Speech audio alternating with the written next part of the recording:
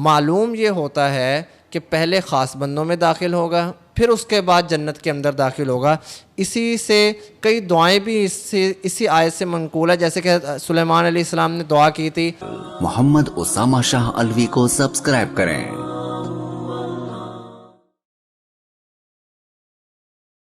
نحمدہ ونصلی ونسلم علی رسولہ الکریم، اما بعد فاعوذ باللہ من الشیطان الرجیم، بسم اللہ الرحمن الرحیم۔ یا ایتھا النفس المطمئنہ ارجعی الی ربک راضیۃ مرضیہ فادخلی فی عبادی وادخلی جنتی۔ صدق اللہ العظیم۔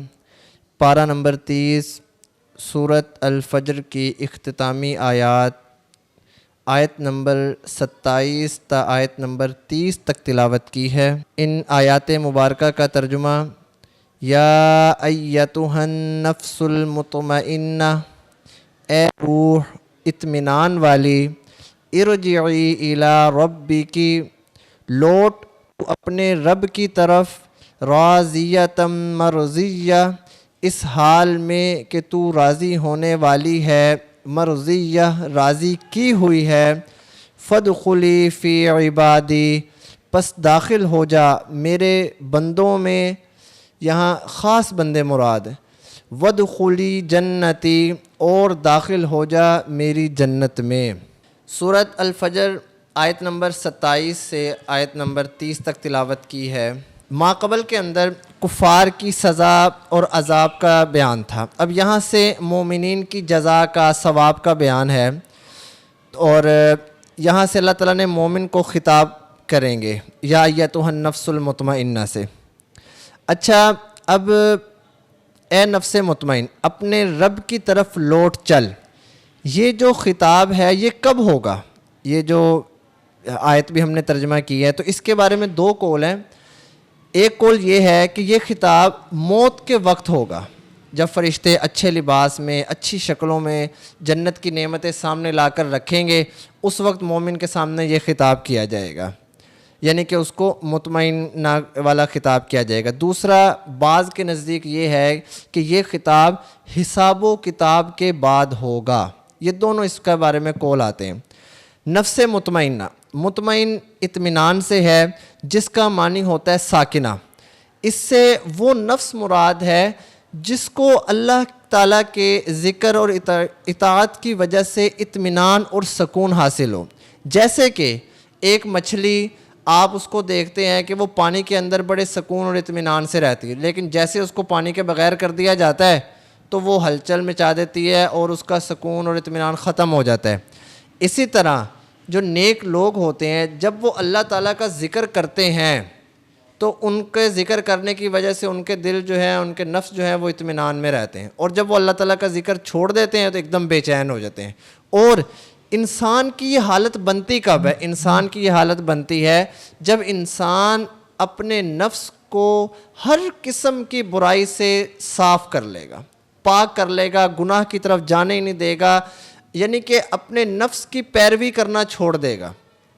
جو انسان اپنے نفس پر قابو پا لیتا ہے، اللہ تعالیٰ پھر جو ہے نا وہ اس سے راضی ہو جاتے ہیں۔ اور ورنہ ہر انسان نفس کے پیچھے ہی چل رہا ہے، نفس گناہ کے کہتا ہے، انسان گناہ کر لیتا ہے۔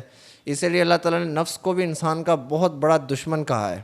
اس لیے ہمیں اپنے نفس کو چھوڑ کر نفس کے پیچھے نہیں چلنا، اللہ تعالیٰ کے پیچھے چلنا ہے، اور نفس کو پاک کرنا ہے قرآن پاک کی تعلیمات سے، اللہ تعالیٰ کی تعلیمات سے، پیارے نبی اکرم صلی اللہ علیہ وسلم کی تعلیمات سے۔ پھر جب نفس ہمارے تابع ہو جائے گا اور ہم نیک اعمال کرنا شروع کر دیں گے تو پھر ہمیں اللہ کے ذکر سے ہی اطمینان حاصل ہوگا، اس کے بغیر اطمینان حاصل نہیں ہوگا۔ ارجعی الی ربک، نفس مطمئنہ کو حکم دیا گیا یہاں سے کہ اپنے رب کی طرف لوٹ چل۔ ارجعی، یہاں سے یہ بات معلوم ہوتی ہے کہ روح کا پہلا مقام بھی رب کے پاس تھا، اور اب دوبارہ زندہ ہو کے بھی وہیں جانے کے بارے میں اللہ تعالیٰ جو ہے وہ حکم کر رہے ہیں۔ راضیۃ مرضیہ، مقصد یہ ہے کہ یہ نفس اللہ کے حکم پر راضی ہوتا ہے اور اللہ بھی اس پر راضی ہوتے ہیں۔ مطلب موت کے بعد جو اللہ تعالیٰ سے ملاقات ہے اور اللہ تعالیٰ سے ملنا ہے، یہ بڑا ایک خوشگوار موسم ہوگا، یعنی کہ اللہ تعالیٰ سے ملاقات ہوگی، اللہ تعالیٰ اپنے ان نیک لوگوں سے، اللہ تعالیٰ ہمیں بھی ان میں شامل کرے، راضی ہو جائیں گے، اور اللہ تعالیٰ کے نیک بندے اللہ تعالیٰ سے راضی ہو جائیں گے۔ یہاں سے اسی کے بارے میں سارا اللہ تعالیٰ بتا رہے ہیں، فادخلی فی عبادی وادخلی جنتی۔ اب نفس مطمئنہ کو حکم ہوگا کہ میرے خاص بندوں میں شامل ہو جاؤ۔ اب وہ خاص بندے وہ کون سے ہوں گے؟ وہ خاص بندے ہوں گے جنہوں نے دنیا کے اندر اچھے اعمال کیے ہیں، اللہ تعالیٰ کو ناراض نہیں کیا، بلکہ اللہ تعالیٰ کو راضی کرنے کے لیے ہر وقت کوششوں میں لگے رہے۔ اگر ان سے کوئی گناہ سرزد ہو بھی گیا تو تب بھی انہوں نے اللہ تعالیٰ کی طرف رجوع کیا اور اللہ تعالیٰ سے معافی مانگی۔ تو اللہ تعالیٰ کہہ رہے ہیں کہ میرے خاص بندوں میں داخل ہو جا، اور خاص بندوں میں داخل ہونے کے بعد وادخلی جنتی، پھر اللہ تعالیٰ کہیں گے میری جنت میں داخل ہو جاؤ۔ معلوم یہ ہوتا ہے کہ پہلے خاص بندوں میں داخل ہوگا، پھر اس کے بعد جنت کے اندر داخل ہوگا۔ اسی سے کئی دعائیں بھی اسی آیت سے منقول ہے، جیسے کہ سلیمان علیہ السلام نے دعا کی تھی وَأَدْخِلْنِي بِرَحْمَتِكَ فِي عِبَادِكَ الصَّالِحِينَ، حضرت یوسف علیہ السلام نے دعا کی وَأَلْحِقْنِي بِالصَّالِحِينَ۔ تو اس سے معلوم ہوتا ہے کہ پہلے نیک لوگوں میں شامل ہوں گے، نیک بندوں میں شامل ہوں گے، پھر اس کے بعد اللہ تعالیٰ ان کو جنت کے اندر شامل کر دیں گے۔ یہ اللہ تعالیٰ اپنی رضا کے، اپنی مرضی سے کریں گے۔ اللہ تعالیٰ سے دعا ہے کہ اللہ تعالیٰ ہمیں بھی ان لوگوں میں شامل کرے۔ وَمَا عَلَيْنَا إِلَّا الْبَلَاغُ الْمُبِينُ۔ دینی اور دنیاوی معلومات کے لیے اس چینل محمد اسامہ شاہ الوی کو سبسکرائب کریں۔